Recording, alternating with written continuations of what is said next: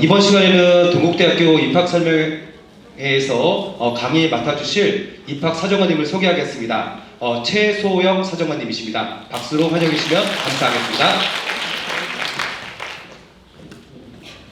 네, 안녕하세요. 안녕하세요. 저희 책자가 엊그제 나왔거든요. 그래서 제가 직접 들고 오느라고 아주 많은 수량을 챙기지 못했는데 한 가지 좀 다행인 소식은 저희가 모집 인원이 조정되었어요. 얼마 전에 조정되어서 수시 모집 요강을 통해서 나중에 다시 확인하시는 게 훨씬 좋습니다. 지금 갖고 계신 책자는 신입학 기본 계획이에요.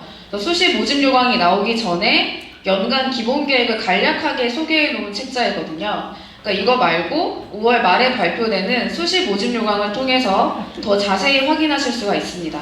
네, 너무 아쉬워하지 마시고요. 네, 오늘 제가 최대한 자세하게 안내 드리고 가도록 하겠습니다. 네, 바로 시작할까요? 네.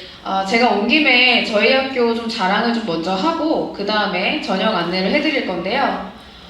올해로 저희가 117주년이 되는 아주 역사가 깊은 학교입니다. 이미 좋은 학교인 건 다 알고 계시죠? 네. 그래서 오늘 제가 이런 평가 순위보다는 얼마 전에 발표된 소식을 위주로 말씀을 드릴 텐데요. 얼마 전에 교육부에서 첨단 분야 증원 소식 보셨나요? 첨단학과 증원 소식이 발표가 됐어요. 거기에 동국대학교 기계로봇에너지공학과가 선정이 되었습니다. 이게 모든 대학이 다 선정이 된 게 아니고요. 첨단 분야에서 사업을 신청했을 때 선정된 대학들만 증원을 해준 거거든요. 그래서 기존의 모집 정원을 조정한 게 아니라 순수하게 인원이 45명이 늘어났습니다. 그래서 기계로봇에너지공학과의 모집 정원이 55명에서 100명으로 늘어났습니다. 굉장히 큰 변화잖아요. 그래서 그 부분은 제가 다시 한번 소개를 해드릴 거고요. 그래서 저희가 특성화 전공이라고 해서 4가지 분야에 초점을 맞추어서 학교에서 지원을 많이 하고 있습니다. 그 중에 하나가 요즘에 계속 강조하고 있는 DNA 분야입니다. DNA가 뭔가요? 빅데이터랑 네트워크랑 AI 분야입니다. 네, 그래서 그렇게 특성화 분야를 줄여서 DNA 분야라고 저희가 압축해서 부르고 있고요.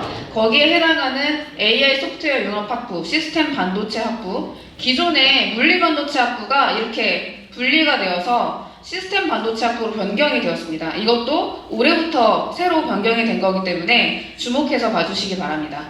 그리고 기계로봇에너지공학과가 있습니다. 그래서 저희가 AI 융합대학이라고 해서 AI 소프트웨어 융합학부를 선발하는 단과대학이 따로 개설이 되어 있어요. 근데 올해부터는 AI 소프트웨어 융합학부 플러스 시스템 반도체 학부까지 여기 들어오게 됩니다. 그만큼 AI 관련된 분야에 여러 가지 융합 복합 전공을 같이 개설을 해서 학생들이 다양하게 전공을 이수할 수 있도록 학교에서 지원을 아끼지 않고 있습니다. 그래서 올해부터는 AI 융합대학 안에 2개의 학부를 선발한다. 이렇게 보시면 되겠습니다. 지금 신입학 기본계획에는 그 부분이 반영이 안 되어 있습니다. 그러니까 아까 말씀드린 대로 수시 모집 요강에 있는 모집 인원 및 정원을 다시 한번 확인해 주시기 바랍니다. 제가 앞서 말씀드렸던 기계로봇에너지공학과의 그 순증 인원에 대한 표인데요. 작년까지는 총 전체 인원이 55명이었다면 올해부터는 전체 인원이 거의 2배가 되었죠. 그래서 100명이 되었기 때문에 학생부 종합전형뿐만이 아니라 논술 정시에서 조금씩 인원이 증원이 되었습니다. 그래서 기존에 이 학과를 좀 고려하고 있었던 친구들이라면 굉장히 좋은 소식이라고 볼 수가 있습니다. 그래서 여기서 지능형 로봇 융합전공이라는 전공을 새로 개설해서 학생들이 로봇에 관심 있는 친구들이 이쪽으로 좀 더 공부할 수 있도록 학과에서 많은 투자를 할 예정입니다. 저희만의 프로그램인데 드림패스라고 해서 입학했을 때부터 졸업할 때까지 학사 관리를 해주는 겁니다. 그래서 학생의 진로 희망에 맞추어서 어떤 관리가 이루어져야 되는지, 어떤 역량 개발이 필요한지 학교에서 학생의 포트폴리오를 관리해주는 시스템이라고 보시면 되겠습니다. 그래서 입학하고 끝난 게 아니잖아요. 그 이후의 과정까지 저희가 책임지고 신경 쓰는 대학이라는 점을 다시 한번 말씀드립니다.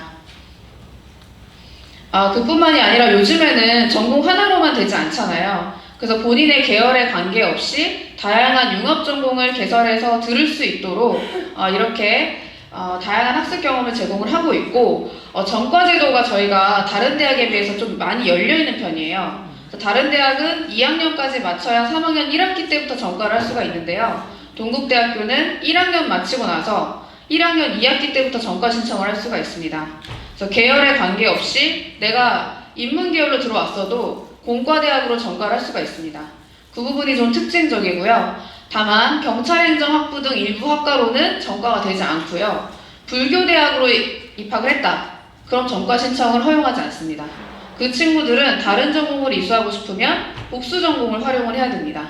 그래서 논술이나 정시처럼 본인의 점수에 맞추어서 학과를 선택한 친구들은 아쉬움이 있을 수 있잖아요. 그런 경우에 전과제도와 복수전공 제도를 적극적으로 활용하시면 졸업할 때 아쉬움 없이 이수하실 수가 있습니다.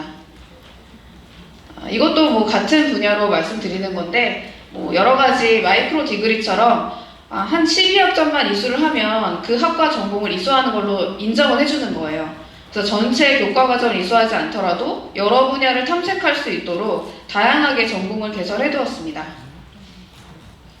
이거는 제가 따로 말씀드리진 않을게요. 서울 중심에 있다 뭐 이런 장표였고요. 네, 다양하게 대학 교류 현황도 보실 수가 있겠습니다. 네, 전형에 대해서 말씀드릴 건데 이게 모집 인원이 늘어난 표예요. 제가 어제 막 고쳐서 왔습니다. 이게 확정된 게 하루 이틀밖에 안 되거든요. 그래서 이제 막 변경이 된 모집 인원을 보시면 원래는 수시에서 1880명이었어요. 근데 1909명으로 기계로봇 에너지 공학과 때문에 인원이 늘어난 걸 확인하실 수가 있고요. 정시도 일부 조정이 되었습니다. 근데 비율은 변하지 않았습니다. 수시와 정시 6대4 정도로 전년과 동일한 비율로 선발을 할 예정입니다. 신입학전형 주요사항을 보시면 이것도 순전히 기계로봇 에너지 공학과 때문에 모집 인원이 소폭 확대가 된 건데요. 전년도와 비슷한 수준으로 학생부 종합전형 인원을 선발한다고 보시면 되겠습니다. 그리고 지원 자격 및 모집 단위 확대라고 되어 있는 부분은 기회균형 통합이라고 되어 있는데 기존에는 고른기회 통합이었습니다. 그래서 기회균형 통합 전형에서 서해 5도 학생과 자립지원 대상자 지원 자격이 추가가 되었다라는 뜻이고요. 학생부 교과 전형에 있어서 큰 차이가 있는데 학교장 추천인재 전형이라고 있습니다. 저희 학교의 학생부 교과 전형인데요. 고교별 추천 인원의 계열별 제한이 폐지가 되었습니다. 원래는 학교당 총 8명, 7명 이렇게 정해져 있고 인문계열 모집단이 4명, 자연계열 모집단이 4명 이렇게 제한을 뒀었어요. 근데 그런 게 없이 이제는 한 학교에서 최대 8명까지 추천이 가능합니다. 그러니까 그 학교에서 학생들이 희망하는 모집 단위에 따라서 인문계열로만 8명을 추천할 수도 있는 거예요. 그래서 그런 면에서 전년도와 차이가 있겠고요. 논술 전형에서는 수능 최저학력 기준이 일부 완화되었습니다. 전체가 다 완화된 건 아니고요. 아주 일부 인문계열의 경우에 2개 합 4등급에서 2개 합 5등급 정도, 그리고 경찰행정학부의 경우에는 원래 탐구를 반영하지 않았었는데 국수 0에서 국수 0탐 2개 합 4등급, 그리고 자연계열에서는 2개 합 4에서 AI 소프트웨어 입문입니다. 등급 완화돼서 2개 합 5 정도로 완화가 되었습니다. 이 부분도 제가 논술전을 설명하면서 다시 한번 짚어드리도록 하겠습니다. 그래서 저희가 수시에서 총 5번까지 중복 지원이 가능한데요. 이것도 수시 모집 요강을 통해서 전형별 일정을 확인하신 다음에 면접 일정이나 고사 일정이 겹치지 않는지 그걸 확인하시고 중복 지원을 해주시면 되겠습니다. 네, 이렇게 수시 5번까지 지원이 가능하다라고 되어 있고요. 네. 전형 일정 보시면 올해는 학생부 2주 전형 면접이 12월 9일, 10일, 11일 이렇게 3일에 걸쳐서 진행이 됩니다. 토, 일, 월 이렇게 3일이고요. 이 안에 두드림 전형도 들어가고 기회균형 통합 전형도 들어가고요. 특성화고 등을 졸업한 재직자 전형도 올해부터 면접이 진행이 됩니다. 그리고 논술의 경우에는 항상 그래왔듯이 수학능력, 수능시험 그 주 주말에 시험이 치러지겠고요. 합격자 발표 일정은 그 이후에 진행이 됩니다. 저희가 매년 가이드북을 만들어서 배포를 하고 있는데 모든 분들한테 다 배포해드리진 못하지만 각 고교에는 저희가 한 최소 20부 정도씩 계속 배포를 하고 있거든요. 근데 꼭 책자가 아니더라도 저희가 이미 홈페이지에 파일로 다 공개를 해놨기 때문에 가이드북을 꼭 활용해 보시면 좋겠습니다. 특히나 저희 학생부 위주 전형 가이드북은 각 고교에서 진학지도 자료로도 굉장히 많이 쓰고 계세요. 그래서 거기에 보시면 학교생활기록부 각 사례별로 어떻게 평가를 했는지, 어떤 부분에서 아쉬웠는지까지 다 소개가 되어 있고요. 학교생활기록부 각 항목별로 다 구분이 되어 있습니다. 그러니까 뭐 학적에서 확인할 수 있는 부분은 이거다. 뭐 동아리 활동에서는 이런 부분을 평가를 하고 있다. 이렇게 평가를 하고 있다를 실제 사례를 통해서 보여드리고 있습니다. 그래서 다른 것도 물론 다 좋지만 학생부 위주 전형 가이드북을 활용하시면 종합 전형을 준비하고 이해하시는 데 많은 도움이 되실 겁니다. 이제 학생부 위주 전형에 대해서 하나씩 말씀을 드릴 건데요. 이게 각 전형별로 다 말씀을 드릴 테지만 동국대학교 가장 대표하는 전형이 뭔가요? 두드림 전형이죠. 그래서 학생부 종합 전형 하면 두드림 이렇게 기억을 하시면 되겠습니다. 그리고 동국대학교의 학생부 교과 전형이라고 하면 학교장 추천 인재 전형 이렇게 기억을 하시면 되겠고요. 대표적인 전형이 두드림, 학교장 추천 인재 거의 이렇게 두 개 중에서 많이 쓰고 계십니다. 그리고 동국대학교에만 있는 전형도 있죠. 여기 보이시나요? 불교 추천 인재 전형. 이게 어떤 전형 같아요? 추천을 받아야 되는데 여기 대한불교 조계종 산하 사찰 주지 스님의 추천. 좀 특이하죠? 지원 자격에 제한이 있는 전형이기 때문에 같은 학생부 종합 전형인데 두드림에 비해서 경쟁률은 다소 낮은 전형입니다. 그러니까 지원 자격에 제한이 있는 거잖아요. 그래서 누구나 다 쓸 수 있는 전형이 아니기 때문에 경쟁률의 차이는 있지만 전형 방법은 동일합니다. 두드림처럼 1단계에서는 학교생활기록부를 서류 종합평가로 보고요. 2단계에서 면접을 진행합니다. 그래서 이렇게는 다 전형 방법이 동일하고 학생부 교과 전형만 전형 방법이 다릅니다. 이 점은 제가 뒤에서 다시 말씀을 드리도록 하겠습니다. 그래서 제일 먼저 학생부 종합 전형의 전형 방법에 대해서 볼 건데 두드림 전형부터 시작해서 제가 방금 말씀드린 불교 추천인재 전형까지 이렇게 두드림, 소프트웨어, 불교 추천, 기회균형, 특수교육 대상자까지 전부 다 동일한 전형 방법을 사용하고 있습니다. 그만큼 복잡하게 전형이 설계가 되어 있지 않기 때문에 이 부분만 잘 이해하시면 지원하시는데 뭐 어려움이 없을 거라 여겨지고요. 올해부터 자기소개서가 폐지됐잖아요. 그래서 두드림 전형도 이제는 서류 종합평가에서 학교생활기록부만 활용을 합니다. 그래서 학교생활기록부 하나를 보고 서류 종합평가를 진행을 한 다음에 2단계에서는 4배수 내외의 선발 인원을 뽑고요. 면접이 30%가 들어갑니다. 근데 명목 반영 비율이 30%지만 실제로 면접에 의해서 뒤집어지는 경우도 3분의 1 정도 됩니다. 그래서 1단계 서류평가를 통과하고 나면 그만큼 서류평가에서 우수한 성적을 받은 학생들이 몰려들기 때문에 면접의 편차에 의해서 충분히 상위권과 하위권이 뒤집어질 수 있는 영향력이 있습니다. 그래서 1단계와 2단계로 진행된다라는 점만 이해하시면 되겠고요. 동국대학교 학생부 위주 전형은 수능 최저 학력 기준이 적용되지 않습니다. 논술을 제외하고 나면 수능 최저를 적용하는 전형이 없습니다. 그러니까 간혹가다 학생부 교과 전형을 준비하고 있는데 수능 최저가 어떻게 돼요? 이렇게 질문을 많이 하시거든요. 저희 학교는 반영이 안 된다라고 기억을 하시면 되겠습니다. 많이 궁금해하시는 전형 결과인데요. 두드림 전형 인문 예체능 계열부터 보여드리면 저희는 성적대를 최고, 평균, 최저, 구간 이렇게 설정해서 보여드리고 있어요. 평균점은 가운데 노란 색깔 점을 보시면 되고요. 학과에 따라서 약간의 차이가 있지만 대부분 2등급에서 3등급 사이에 평균점이 찍혀져 있습니다. 그리고 이 파란 색깔 구간은 학생들이 몰려있는 구간으로 이해하시면 돼요. 합격자의 편차를 적용해서 플러스 마이너스한 구간이기 때문에 평균을 중심으로 해서 편차 플러스 마이너스를 하면 실제 최종 합격자들이 몰려있는 구간은 이 파란 막대다라고 보시면 되는 겁니다. 그리고 최고와 최저는 말 그대로 합격한 학생들 중 최종 합격자 중에서 성적대가 제일 높았던 학생, 제일 낮았던 학생. 그러니까 최저 등급이라고 해서 꼴등이라는 얘기는 아니죠. 네, 그 부분만 오해 안 하시면 됩니다. 그래서 이렇게 보시면 학과별로 차이가 엄청 많이 나잖아요. 특히나 인문 계열에서는 어문 계열의 특목고 학생들이 몰려있기 때문에 구간이 영어, 영문, 일본어과, 중어, 중문은 평균점이 좀 내려가 있죠. 구간도 다소 넓게 형성이 되어 있는 거 보실 수가 있습니다. 왜 그럴까요? 어문 계열에 많이 쓰는 학교가 어디 있어요? 그쵸? 외국 학생들은 본인 전공이니까 많이 쓰겠죠? 그래서 다른 학과는 사실 저희는 특목고 지원자 비율이 높지 않아요. 85% 이상이 다 일반 계열 학생이거든요. 대체로. 근데 어문 계열에서는 많으면 한 35%에서 40%까지도 특목고 학생들이 지원을 합니다. 그렇다고 해서 그 학생들이 다 합격하는 건 당연히 아니고요. 지원한 비율 내외에서 합격자 비율도 비슷비슷하게 나오고 있습니다. 근데 전체적으로는 절대 다수가 일반계고 학생들이다 라고 보시면 되겠습니다. 여기에 보시면 간혹가다 이렇게 구간이 너무 넓게 나온 데 있죠.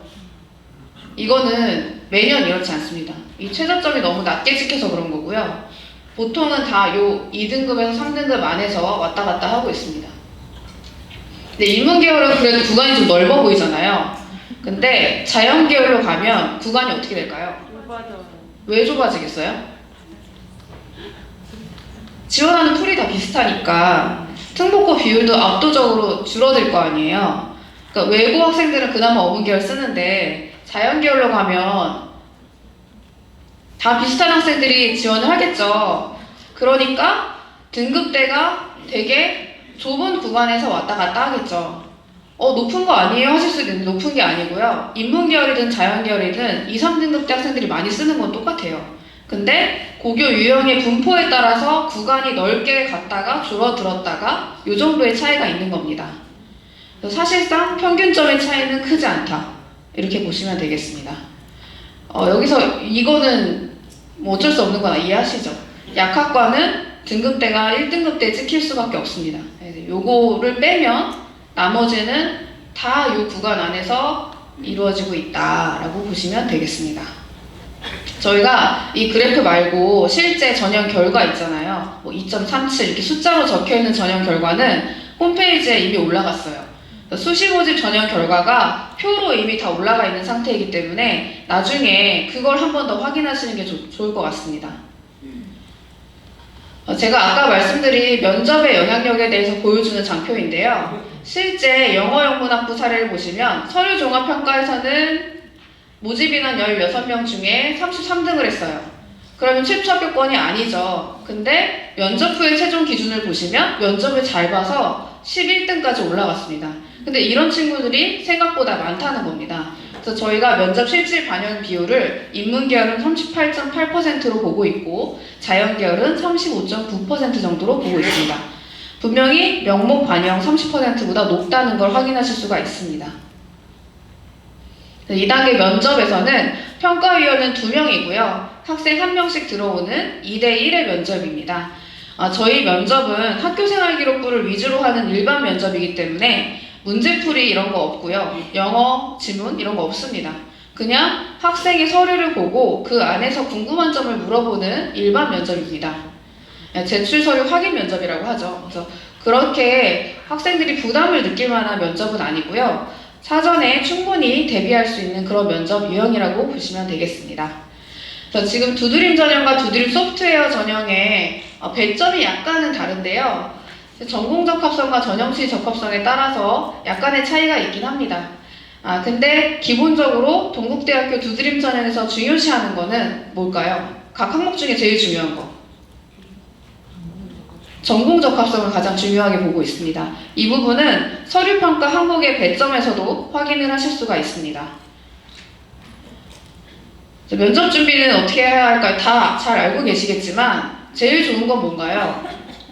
자기 서류를 보고 예상 질문을 만들어보고 예상 답변을 만든 다음에 모의 면접을 진행해보는 거겠죠. 그래서 본인의 서류에 대해서 완전하게 숙지하는 게 생각보다 어렵습니다. 학교생활기록부 안에는 학생들이 인지하고 있는 내용도 있지만 아주 작은 부분, 넘어갈 수 있는 부분이 굉장히 많아요. 근데 면접관들은 면접 문제를 미리 보고 준비해서 가기 때문에 어느 방면에서 면접 질문이 나올지 모르잖아요. 그러니까 그만큼 학교생활기록부를 꼼꼼하게 이해하고 깊이 있게 파고드는 게 굉장히 중요합니다. 그래서 본인이 했던 활동에 대해서 자신 있게 그리고 얼마나 본인이 여기에서 열의 있게 참여를 했는지를 어필하는 게 중요하다고 보시면 되겠습니다. 그래서 면접 질문 사례를 보시면 앞에 저희가 조그맣게 부기를 달아놨어요. 자율활동, 동아리활동, 세부능력 및 특기사항 이런 식으로 면접 질문에 근거가 다 적혀 있죠. 실제 면접을 만들 때도 이렇게 하고 있습니다. 학생들의 학교생활 기록부를 보고 각 항목에서 필요로 하는 면접 질문을 만들어 놓는 거예요. 근데 이거는 거꾸로 면접에 임하는 학생들도 이렇게 만들 수 있겠죠. 그래서 본인의 학교생활 기록부를 본 다음에 어떤 활동이 있어요. 그럼 그 활동을 왜 했는지, 어떻게 했는지, 그 안에서 내 역할이 뭐였는지, 그걸 통해서 내가 얻은 게 뭔지 이런 식으로 단계적으로 준비를 해나가면 충분히 면접을 잘 볼 수가 있습니다. 그래서 전년도 면접 질문 사례는 학생부 위주전형 가이드북에 학과별로 다 올라가 있습니다. 그 부분도 꼭 참고를 해주시면 좋겠습니다. 제가 아까 모의 면접 말씀드렸죠? 모의 면접에 한번 참여해보는 게 100번 혼자 연습하는 것보다 나아요. 이거는 이제 저희가 서울에서 7월 29일에 할 예정인데요. 아마 6월 말에서 7월 초 정도에 입학처 홈페이지에 공지가 올라갈 거예요. 그래서 지원을 하시면 대부분 참여하실 수가 있고요. 제한된 인원으로 인해서 못할 수도 있겠지만 기회가 되시면 반드시 학생들이 한번 체험해 볼 수 있도록 꼭 안내를 부탁드립니다. 이거는 저희가 실제 면접 환경이랑 똑같이 구현을 해놓고 하나씩 들어와서 면접을 보는 거기 때문에 정말 말 그대로 면접을 체험할 수 있는 굉장히 중요한 기회입니다. 그래서 꼭 동국대학교가 아니더라도 다른 대학 학생부 종합전형을 면접을 준비할 수 있는 기회다라고 생각을 하시고 많이 참여를 해주시면 좋겠습니다. 이제 학생부 교과 전형인데요. 아까 앞에서 보셨던 건 종합이잖아요. 종합은 면접이 있었죠. 근데 교과 전형의 가장 큰 특징은 면접이 없습니다. 그냥 서류 일괄이에요. 단계가 없고요. 일괄 전형으로 서류만으로 평가가 끝나는 전형입니다. 그게 가장 큰 차이점이고요. 작년까지는 자기소개서가 있고 없고의 차이가 있었지만 올해부터는 자기소개서도 둘 다 없기 때문에 결국에는 면접의 유무 그리고 계열별 반영 교과를 정량적으로 넣느냐 정성적으로만 보느냐의 차이가 있습니다. 그래서 저희 학교장 추천인재 전형 방법을 보시면 학생부 교과 정량이라고 해서 70%가 들어가죠. 근데 30%는 정성평가로 들어갑니다. 이 부분을 간과하시면 안 되는 게 학교생활기록부가 정량평가되고 여기서 교과 성적이 끝나는 건 아닙니다. 학교생활기록부를 정성평가할 때는 성적도 당연히 다 반영이 같이 되는 겁니다. 그래서 오해하시면 안 되는 게 여기에는 정량평가의 계열별 반영 교과 중 석차 등급 상위 10과목이라고 되어 있잖아요. 그럼 성적을 진짜 10개만 볼까요? 차라리 정량 100이었으면 딱 10개로 끝나겠죠. 근데 여기서는 10개를 보는데 여기서는 정성평가를 할 때는 학교생활기록부에 있는 모든 내용을 다 평가에 반영을 합니다. 그만큼 정량평가로 성적평가가 끝나는 게 아니라는 점, 이게 굉장히 중요합니다. 그래서 동국대식 내신 산출을 얘기를 하면서 학생들이 제가 동국대식으로 산출을 해봤더니 1.5가 나와요. 그러면 지원할 만한가요? 이렇게 물어봐요. 근데 본인의 전교과 성적이 아니라 10개를 산출하면 성적이 다 좋아지겠죠. 1등급대가 굉장히 많아지거든요, 그러면. 그럼 결국에는 이 부분이 아니라 정성평가에서 판가름이 난다는 겁니다. 그래서 그만큼 10개 산출 교과에 너무 의존을 하시면 안 됩니다. 이 전형에서는. 이거는 제가 요 뒤에서 다시 한번 말씀을 드릴 거고요. 학생부 교과 70%가 들어가지만 서류 종합평가가 아주 중요하다라는 점을 꼭 인지하고 가셔야 됩니다. 그래서 여기서의 서류 종합평가는 앞에서 보셨던 두드림 전형처럼 모든 영역을 서류평가에 반영하는 정성평가라는 점입니다. 서류 종합평가의 중요성을 계속 거듭 말씀을 드리고 있고요.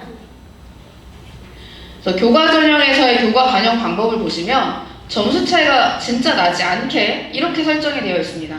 석차 등급 1등급이 10점, 2등급 9.99, 3등급 9.95, 1에서 4등급까지 0.1밖에 차이가 안 나죠.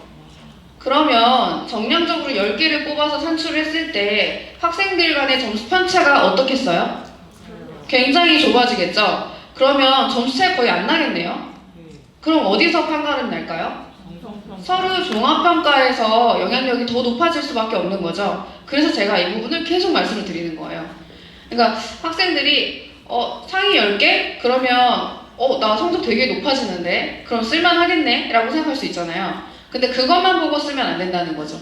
그래서 저희가 전형 결과를 공개할 때 학교장 추천인재 전형은 상위 10개도 공개하고요. 전교과 평균도 같이 공개해요.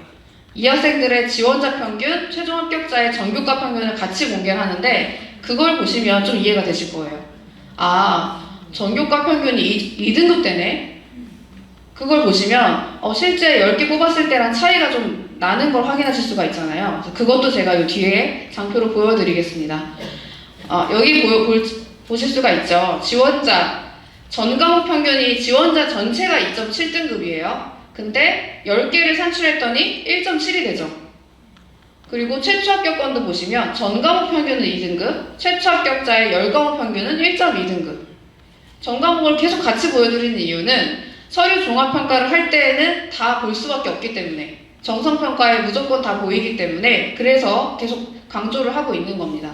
그래서 실질적으로 실질 반영 비율, 실제 합부를 결정하는 가장 높은 요인은 교과 정량평가가 아니라 여기 서류평가다라는 점 거듭 말씀드립니다. 전형 결과 보시면요. 학교장 추천인재 전형 이게 10개 평균 아닙니다. 전교과 평균을 그래프로 그린 겁니다. 최종 합격자의 전교과 평균을 보시면 두드림 전형보다 확실히 올라간 거를 보실 수가 있겠죠. 학교에서 학생을 추천할 때 성적을 고려하죠. 그만큼 어느 정도 성적대를 갖고 있는 학생들이 학교장 추천인재 전형으로 지원을 하기 때문에 지원자의 평균 등급 자체가 두드림 전형에 비해서 올라갈 수밖에 없습니다. 그래서 학교장 추천인재 전형은 지원자 등급도 두드림 전형보다 약간 높고요. 최종 합격자의 등급도 두드림 전형보다 다소 좁은 형태로 이렇게 되어 있는 걸 확인하실 수가 있습니다. 자연계열도 보시면 비슷하죠. 인문과 자연의 차이점이 별로 나지 않습니다.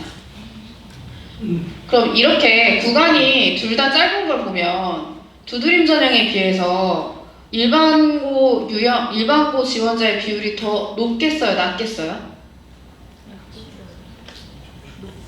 높겠죠. 구간이 좁게 형성되어 있잖아요. 그만큼 비슷한 유형의 학생들이 몰려있다는 뜻이겠죠. 그래서 이런 그래프를 보실 때 그렇게 유추를 하시면 돼요. 다른 대학 거 보실 때도 그래프로 보여주는 대학 있잖아요. 넓다. 그러면 고교 유형이 좀 다양한가 보다. 이런 식으로 이해를 하시면 됩니다. 재직자 전형은 제가 넘어가도록 하겠고요. 올해부터 달라진 점은 서류형이었는데 면접형도 추가가 되었다라는 점입니다. 서류평가 항목을 보여드리면 제가 아까 전공적 합성을 높게 반영한다고 말씀을 드렸죠. 그게 여기서 드러납니다. 여기 보시면 전공적 합성과 소프트웨어 전공적 합성이라고 되어 있는 게 둘 다 비슷한 의미인데요. 두드림 전형과 두드림 소프트웨어 전형에서 얘기하는 게 이 부분입니다. 근데 학교장 추천인재 전형도 서류 종합평가가 들어간다고 말씀드렸죠. 그러니까 서류평가를 할 때는 모든 전형이 다 이 세 가지의 큰 항목을 가지고 평가를 하게 됩니다. 다만 전형별로 평가 배점의 차이가 이렇게 있습니다. 그래서 두드림 전형과 두드림 소프트웨어 전형은 전공적 합성을 50%, 55% 이렇게 아주 높게 반영을 하고 있죠. 근데 학교장 추천인재 전형의 경우에는 세 개 중에 뭐가 가장 높은가요? 학업 역량을 가장 높게 평가를 하고 있죠. 같은 서류라도 어떤 전형에 지원하느냐에 따라서 서류 종합평가 결과가 달라질 수 있다라는 점을 이 배점에서 확인하실 수가 있습니다. 그럼 두드림 전형이랑 학교장 추천 전형, 인재 전형 중에 너무 고민이 돼요. 뭘 써야 될지 고민이 돼요. 라고 한다면 이 평가 항목을 보고 판단을 하셔야겠죠. 이 학생이 학생부가 학업 역량 면에서 뚜렷하게 확인이 되는 학생부인지 전공 적합성이 뚜렷한 학생부인지에 따라서 지원하는 전형이 달라질 수 있습니다. 물론 둘 다 쓰셔도 됩니다. 그럼 저희 좋죠. 둘 다 쓰셔도 되지만 하나를 선택해야 된다면 서류평가 항목의 배점을 참고하셔야 된다는 점 강조하고 싶습니다. 그리고 저희가 올해부터 전공 관련 교과 영역도 공개를 하고 있습니다. 근데 여기서 오해를 하시면 안 되는 점은 이거를 반드시 들어라 라고 설정을 한 게 아닙니다. 권장 교과목이 아니고요. 전공 관련 교과 영역이라고 해서 조금 포괄적으로 실어놨어요. 그래서 이거를 꼭 듣지 않더라도 평가에서 불리하거나 이런 건 아니고요. 다만 전공 수학 역량을 평가할 때 이 교과를 중심으로 평가를 하겠다라는 점을 보여주고 있는 겁니다. 그래서 인문 예체능 계열이 이렇게 있고 자연 계열도 있는데 인문 예체능 계열과 자연 계열에서의 전공 관련 교과 영역은 약간 영향력이 좀 다른 것 같아요. 왜냐면 인문사회 계열에서는 예를 들어서 정치화법, 경제, 사회문화 이런 사회탐구 과목을 하나 안 들었다고 해서 이 학생이 대학에서의 교과를 이수하는데 아주 무리가 있진 않죠. 하나하나의 영향력이 그렇게 크지 않잖아요. 근데 자연 계열에 있어서는 수학 과목이나 과학 탐구 교과, 투 과목이나 이런 이수 여부에 따라서 대학에 들어왔을 때, 특히 공대, 대학에 들어왔을 때 전공 교과를 이수할 수 있을 만한 기초학업 역량에서의 차이가 있을 수는 있겠죠. 그래서 그런 면에서의 차이라고 보시면 되겠고요. 꼭 들어야 한다라는 필수 지정 교과는 아닙니다. 그래서 학과에 따라서 전공 관련 교과를 이해하는데 약간의 차이가 있다라는 점이고요. 요거를 그래프로 보여드리면 국어 국문이랑 뭐 법학과 보시면 지원자랑 1단계 합격자의 이수 비율의 차이가 크게 나지 않습니다. 그러니까 그만큼 인문 사회 계열에서는 전반적인 소양이 중요한 거지 교과목의 이수 여부가 중요한 건 아니다라는 점이고요. 근데 약간 다른 상경 계열을 볼까요? 상경 계열은 뭐 경제학과, 경영학과, 회계학과 이런 데잖아요. 이런 데는 아까에 비해서 경제나 수학 교과를 조금 더 이수한 학생이 많죠. 근데 그만큼 본인이 이 전공에 대한 관심이 있었기 때문에 합격하는 학생들의 이수 비율이 높게 나타나는 겁니다. 그러니까 같은 사회 계열이라도 상경 계열로 가게 되면 전공 관련 교과를 이수한 학생들이 조금 더 많다라는 점을 확인하실 수가 있습니다. 자연 계열은 마찬가지인데요. 자연 계열도 특정 교과의 이수 여부라기보다는 수학, 과학 관련된 전공 관련 교과의 역량이 곧 수학 역량이다. 그러니까 대학에서 전공을 수학할 수 있을 만한 역량을 갖추었는가를 판단하는데 중요한 기준이 된다라고 보시면 되겠습니다. 이 부분도 지금 잘 안 보이실 수 있겠지만 학생부 위주 전형 가이드북에 이것도 다 올려놨습니다. 그래서 그 부분도 나중에 다시 한번 확인을 하시면 되겠고요. 이제 논술 실기 전형인데요. 논술은 제일 중요한 게 뭐죠? 논술에서? 성적이 중요한가요? 교과 성적? 아니죠. 논술 성적이 제일 중요하죠. 근데 그거보다 더 중요한 거. 수능 최저. 수능 최저 학력 기준을 충족을 하느냐 마느냐가 제일 중요합니다. 그 다음이 논술 성적이 되겠고요. 아까 앞에서 말씀드렸지만 올해부터 수능 최저 학력 기준이 다소 완화가 되었기 때문에 수험생의 부담은 조금 줄어들었습니다. 그럼에도 불구하고 수능 최저 학력 기준을 꼭 반드시 체크를 하셔야 되겠고요. 저희가 학생부 교과와 출결이 들어가지만 여기서도 국수, 사과, 영, 한국사 중에 상위 10개만 반영을 하기 때문에 실질 반영 비율은 매우 낮습니다. 그리고 출결도 미인전 결석 3일 이하면 다 만점 처리가 됩니다. 그래서 교과 10에서는 별다른 편차가 많이 나진 않고요. 그것보다는 논술 70%가 훨씬 중요하게 작용을 하고 있습니다. 수능 최저 학력 기준 다시 한번 확인을 해주시겠고요. 계열별 평가이기 때문에 인문과 자연 계열 문제 유형이 다르고요. 인문 1, 2로 시간이 나눠져 있지만 문제의 난이도가 차이가 나는 게 아니라 그냥 고사 시간의 차이입니다. 그래서 문제 유형은 동일하게 진행을 하고 있습니다. 그래서 인문 계열은 특정 전공에 치우쳐 있지 않지만 영어 지문도 없고요. 그래서 인문 사회 계열이 다 인문 계열 1, 2로 나누어져 있습니다. 그리고 자연 계열은 수리 논술입니다. 그래서 과학 탐구 영역은 반영이 되지 않고요. 수학 문제만 3문제 풀면 되는 전형입니다. 그래서 학생부 종합전형이나 교과전형에 지원하기가 조금 애매하다. 논술로 좀 도전해보고 싶다라고 하면 논술은 기출문제가 굉장히 많죠. 이미 몇 년치의 기출문제가 다 공개가 되어 있기 때문에 그 문제를 한번 풀어보고 이게 내가 도전해볼 만한 시험인가 그걸 판단을 꼭 해보셔야 됩니다. 이건 동국대학교만의 스타일이 아니고 모든 대학의 논술 기출문제가 다 공개가 되어 있기 때문에 그걸 풀어보시고 전략적으로 지원을 해주셔야 됩니다. 인문계열은 체감 난이도 높지 않다고 돼 있죠. 그만큼 다 고교 교육과정 안에만 출제가 되고 있기 때문에 이 부분은 기출문제를 통해서도 한 번 더 확인해 주시기 바랍니다. 자연계열도 이미 누적되어 있는 기출문제 스토리가 있기 때문에 그 부분을 확인하시고 평가 요소 그리고 기출문제 모범 답안까지 다 한번 검토를 해보시는 게 중요합니다.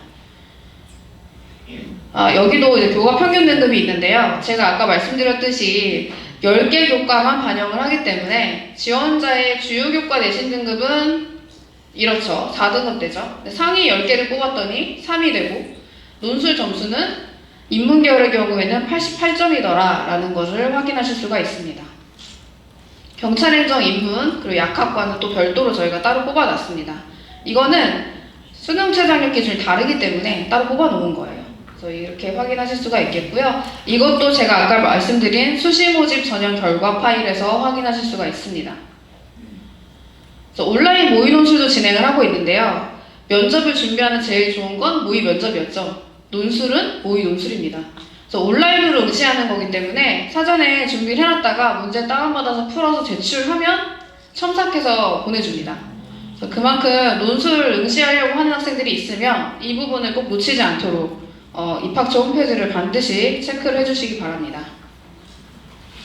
실기실적 위주 전형인데요. 이 부분은 많은 친구들이 준비를 하진 않지만 여기서도 수능 최저학력 기준이 적용되지 않는다라는 게 제일 중요하고 실기 퍼센티지가 가장 높다라는 게 중요합니다. 논술처럼 상위 10개 교과만 반영을 하고 출결은 미인전 결석 3일 이하면 만점 처리가 되기 때문에 여기서 얘기하는 교과, 출결 여기서는 변별이 크게 나지 않습니다. 그것보다는 실기 성적이 절대적으로 중요합니다. 그래서 저희가 실기 꽤 많아요. 유형이 되게 많고 선발하는 학과가 많은데 국어국문, 체육교육, 미술학부, 한국음악과까지 되게 다양한 학과에서 실기를 선발하고 있고요. 올해부터는 또 연극학부 특기형이 신설이 돼서 이거는 실적을 갖고 있는 학생들, 방송 출연 경험이 있다거나 그런 학생들을 위한 특기형이 또 신설이 되었고 실기형도 기존대로 유지를 하고 있습니다. 그래서 방금 말씀드린 학생부 교과 성적 반영 방법인데요. 1등급부터 5등급까지 아까 학생부 교과 전형이랑 약간 유사하죠. 1등급에서 4등급까지 차이가 없었는데 여기는 5등급까지도 거의 차이가 안 나도록 설계를 해두었습니다. 그만큼 논술과 실기에서는 교과 성적의 영향력이 더 낮다는 뜻이겠죠. 논술고사와 실기고사가 훨씬 더 중요하다라는 점이 포인트입니다. 이제 정시인데요. 정시에서는 뭐가 제일 중요하죠? 수능만 잘 보면 되죠. 그래서 제가 설명드릴 게 딱히 있진 않지만 가군과 나군에서 선발을 하고 수능 100%로 진행이 된다. 학생부 교과 전형이라고 여기 되어 있는 거는 재직자 전형입니다. 그래서 일반 학생들이 지원하는 건 아니고 특성화고등 졸업하고 3년 이상 재직한 학생들이 쓰는 그런 전형이고요. 나머지 다 수능 위주 전형으로 진행을 하고 있습니다. 반영 영역과 비율을 보시면 저희는 교과별로 차이가 그렇게 많이 나지 않아요. 계열별로 한쪽으로 확 쏠려 있다기보다는 인문에서는 국어가 35고 AI 소프트웨어 융합학부는 인문과 자연을 또 분리해서 선발합니다. 그래서 인문계열 학생도 AI 소프트웨어 융합학부에 지원이 가능하게 설정이 되어 있습니다. 이 부분이 조금 특이한 부분이고요. 자연계열에서는 당연히 수학이 제일 높은 퍼센테이지를 차지하고 있고 그리고 자연계열에서 수학 선택 과목 응시를 하실 때에는 바이오시스템 대학과 가정교육과는 다 선택이 가능합니다. 근데 나머지는 미적분과 기하 중에 선택을 하셔야 됩니다. 그래서 응시 과목에 제한이 있다라는 점이 특징이 있겠고요. 작년 경쟁률은 한 4대1에서 5대1 정도 됐습니다. 보시면 거의 비슷하죠. 그 수능 성적을 보시면 저희가 등급으로 공개를 하고 있는데요. 인문계열부터 다들 알고 계신 거의 그 순서대로입니다. 그래서 경찰행정학부가 가장 높고 그리고 AI 소프트웨어 융합학부도 높고요. 상경계열이 좀 높은 점수를 보여주고 있죠. 그리고 2등급 한 초중반까지 이렇게 내려옵니다. 자연계열로 가게 되면 좀 더 차이가 있는데요. 당연히 약학과가 가장 최상위권에 포진되어 있고 요즘에 또 컴퓨터공학 전공 그다음에 이렇게 그 화공 쪽 그쪽에 인기가 많죠. 그래서 이렇게 순서대로 쭉 나열이 되어 있는 걸 보실 수가 있습니다. 네, 그래서 제가 설명드린 부분 여기까지인데요. 많이 도움이 되셨나요? 네. 네.